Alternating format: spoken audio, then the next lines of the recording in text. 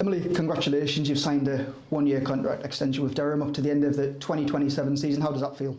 Yeah, look, I'm absolutely buzzing. I think since I've moved up here, it's been such a great club, and yeah, the people as well, my teammates, coaches, and yeah, it's a special place to be. And I think it's a group of players that were hungry to win trophies and hungry to get better, so something I want to be part of. Talk us through the reasons why you committed to this deal when Marcus approached you and put the offer on the table. I think it was a no-brainer, really. I think obviously last year I didn't get to play as much as I'd like to with my injury, but the bit that I did play, I just think, yeah, the standards that we have as a group and the potential that we have to win trophies and the ambitions to do that, I think is important for me. Like, I want to win, I want to bring silverware back to the club, and ever since I've moved here, I feel like there is that drive for that. As I said before, the people, I think everyone around the club, that's sort of in any sort of workplace, if you like, everyone's just so friendly. It's a very family-centred club, and yeah, I enjoy every moment. And also I feel like my game's getting better. I've loved working with Carl Coates, the batting coach, and Danny as well, like obviously her experience as a cricketer herself. So just feel like I'm learning all the time and getting better, and that's what I want, is challenge, and they certainly give me that here. You touched on moving here. It was one hell of a move, moving from the south coast down to the northeast. Just tell us about settling into the region. How's that been, moving into a new house, meeting new people in the area? Yeah, it was, I can't lie, it was like exciting at first, and then it sort of hit a bit of a challenging period probably this time last year. Probably my injury contributed a little bit to that, but getting to know the players, the group, the area, and I think you take for granted like just knowing where you're driving, for instance. So yeah, it took a bit of time, and I guess had to be patient with myself, but now like I absolutely love it. My family enjoy coming up sort of in the summer and through periods of the year. They enjoy popping up to see me, and just making sure as well throughout the year I'm sort of honest with Danny and Marcus if I need to pop home for a bit to see those friends and family that, don't get me wrong, at times I miss, but I've got the best of both worlds now, mates in one area and mates back at home. Exploring the northeast, how's that been? There's some lovely beaches, some nice coffee shops, Emily. Oh, it's stunning. It's such a great place in the country, and to be honest, like I hadn't really been up here before, and the beaches are like nothing else. Like the sand, and like you literally can just see, you can't see the end of the beach, but just see pure sand. I'd like to see a bit more sun at this time of the year. I miss that a little bit, but yeah, it's a lovely place in the country. It's got sort of all sorts, isn't it? The countryside. The beaches, as you said, and yeah, the people just generally are just really friendly, and it's a great place to be. You mentioned earlier about that injury which you suffered in pre-season. You then went to Zimbabwe and tried to play. How frustrating was that opening part of the season where it's a new Durham team, the girls out there performing, and you're stuck on the sidelines when you want to make your debut for Durham? Yeah, look, that was really, really hard. It was a challenging time, I can't lie. And I did try really hard to sort of push through it, but it got to a point where it was stupid. But then I sort of used that as motivation, if you like, to get me back as quickly as I could, and very diligent with my rehab, probably really annoying to the physios saying, can I do this, can I do that? But yeah, the moment when I did get out on the pitch with the girls, like I guess it was that even more special, and I did feel like I owed it to the team as well to put in some performances, and yeah, I'm hoping I can go one better next summer to contribute to winning more games. When you finally got on the park, that 55 against Lancashire, and you listed a debut for Durham, a big win for the club. Just how special was that, contributing a win after being on the sidelines for so long? And I guess the girls know that you can perform out there for Durham. Yeah, look, it was massive. I think that moment, and playing against Hampshire here in the T20 as well, I think against your old club, and I did pretty well there. So like those two moments, I guess, stick out for me. I think, as I said, I felt like I owed it to them, and I guess worked hard in the winter to be able to put in performances, but then not to be able to contribute was a tough time. But yeah, I'm just hoping I can do more of that next year and contribute to winning trophies, hopefully. Yeah, you touched on that Hampshire game. I guess your addition to the team just brought a bit more solidity to the middle of the batting order. Just how was that in terms of you having that role in the team? Yeah, look, I love this group. I think we've got a real mix of experienced cricketers like Holly and Maddie and Bess, who have played like obviously at the top level, to then we've got a lot of young players as well. So yeah, just try and bring a bit of maturity, if you like, to the middle order. They'll laugh if I say maturity off the field, because I don't do that. I don't act my age, but it's weird, to be honest, to be like the second oldest in the group. And yeah, but I think just trying to use my experiences from previous places down at the Vipers, and I guess a new perspective as well, because they're a group give or take a few of us that have always played together at the Diamonds previously. So try and give a new perspective, and yeah, just I think being part of a team where there's lots of other special performances, and yeah, I think it's a special group that has a lot of high potential as well. The young cricketers coming through are very talented, and I've got to wash my back. Yeah, you talked about the group there.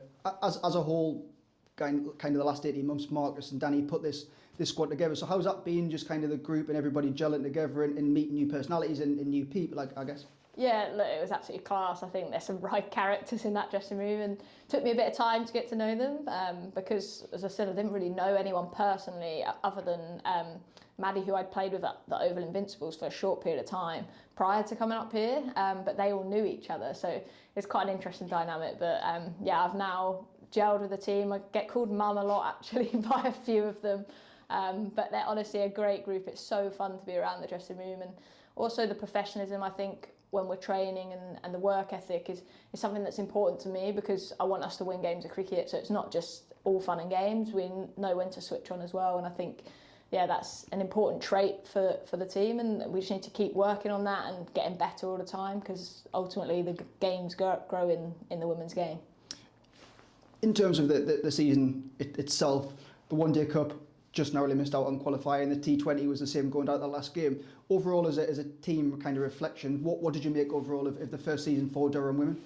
Look, I think it was an okay season. I think for me, I'm always hungry to be up there about in finals, because I also think like you can finish 4th mid-table and you can win it, because you just got to get into that semi-final.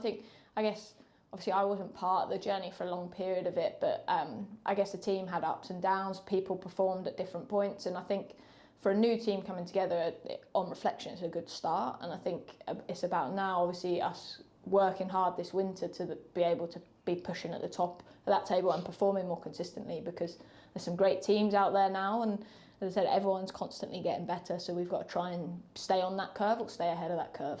How has pre-season gone for you personally, but as a group? Yeah, look, it's been really fun. I think, don't get me wrong, it comes with its challenges, doesn't it? All the fitness stuff that you have to do, and it's part of the parcel of being a professional cricketer. But yeah, for me, I've had like a nice balance, and again, that's one of the reasons why I've committed to the club. Is I've got my physio role, which I'm absolutely loving, and trying to soak up the opportunity in the winter while I can to get some learning experiences. We've got a great physio team now, and it's quite a big physio team actually. I think there's 5 or 6 of us, so 6 different practitioners to learn from, and trying to use that time while I can. Done a bit of decorating to fill the time around doing lots of running basically. But yeah, cricket stuff's been going good as well. I think just slowly building up ready for pre-season and then the season. You talked about the work-life balance. Just talk to us about your physio role. How has that kind of developed since you've been at Durham? You had some experience ahead of joining the club, but I guess that's only grown over the last year. Yeah, look, it's been class, to be honest. So I take the pathway girls and boys, so that's sort of like under 16s down, and do a couple of clinics a week for any injuries and stuff that happen. See a wide variety of things across both, so always learning in that sense.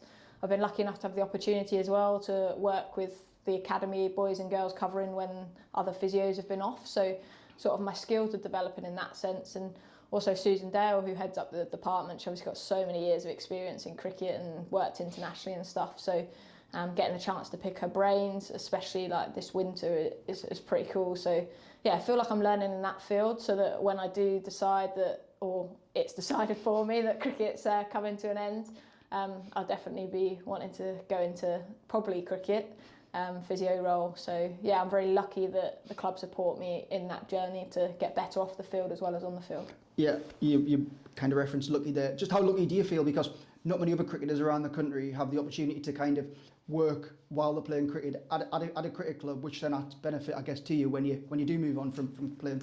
Yeah, super lucky and super grateful, to be honest. And I think how sort of Marcus and Danny and Susan allow me to sort of manage that. Don't get me wrong, there's times where I do really long days and I'm tired, but that balance is important for me to be able to perform in cricket. Like if I just focus just purely on cricket, it can be probably being up here as well from my family and friends can be quite isolating. But to know that as well, when cricket's not necessarily going well, we all go through patches of form, or I had my injury, like I was able to focus on something else positively and know that I'm growing in that.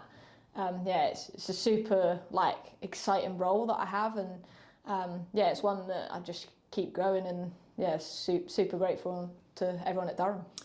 The season's just 2 months away now. It's going to be here before we know it. Emily, have you had a chance to kind of look back and just reflect on the half season that you played looking into the 2026 season?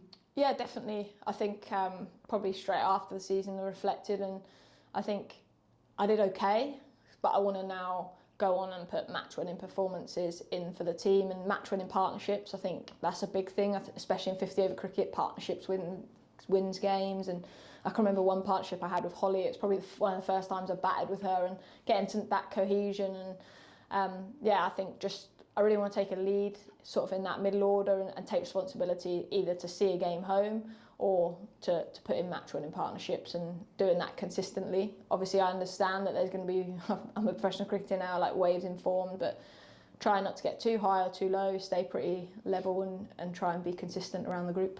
That Hampshire innings, playing against your former club, it was a superb innings from you. Obviously, Durham won the game. How did that feel? Have you had a kind of chance to just look back and just go through that moment? Yeah, I was actually really emotional at the time. I think, A, because it was the first time I'd really shown this group and this club what I could do, but also against my old teammates. It was like a weird feeling. It was pretty hard, and I'm pretty good mates with a lot of them. So to be on the other end of that was a strange feeling, but I'm almost happy that that type of innings happened against them, because now that's done and can move forward. And yeah, look, I mean, it was a pretty cool day, and ultimately for me, I just love winning. I'm so competitive. So when I don't care if I score 100 and we lose, I care if I score 40, 50 and we win a game of cricket, because ultimately that's what's going to breed success, bring enjoyment, A, to the club and around the dressing room. So yeah, to contribute to the win was probably the most important thing, but yeah, no, nice to finally show what I can do. And as we look ahead to the summer, have you started thinking about the new season in terms of goals, aspirations from a personal point of view? Yeah, I think for me it's just about scoring runs, really. Scoring runs and being a consistent sort of head around the group. I think trying to get the group together, keep that cohesion, and I guess help Holly in a sense off the field. Holly and Maddie obviously lead the way from the captaincy department, but if I can take any of sort of the burden of that around the off-field type of thing, I'll obviously look to support in that sense, and just, yeah, score runs, win trophies. That's my goal. And just finally, Emily, obviously January's been miserable, February's been miserable to start with. 8 weeks to go until it all kicks off. How exciting will that be against Lancs, the 11th of April, when we're back underway for season 2 as Durham Women? I'm hoping there'll be some more sun, Sam, or a bit more warmth, but yeah, no, I'm absolutely buzzing. It's going to be good, and I hope we can start with a bang again and then continue that throughout. It's going to be a long season, but the group are going to be ready and hungry, I can tell you that.